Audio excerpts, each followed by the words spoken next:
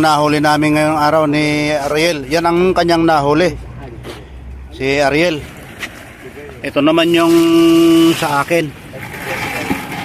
Ito, andito pa sa timba. Mga 8 piraso to mga bro, mga guys. Pero mamaya pa kasi ako uwi eh. Kaya hindi ko pa muna ibubusa yung tubig.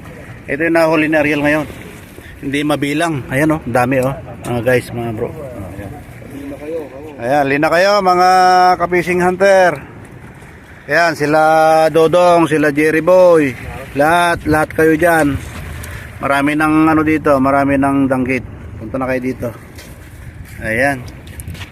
At dito nagtatapos yung ating video sa araw na ito. Today is Sunday mga bro, mga guys. Ayan. Ayan, maraming salamat po sa lahat ng nanonood sa aking YouTube channel, Robert Aquino Official. Ayan, magandang umaga, magandang tanghali.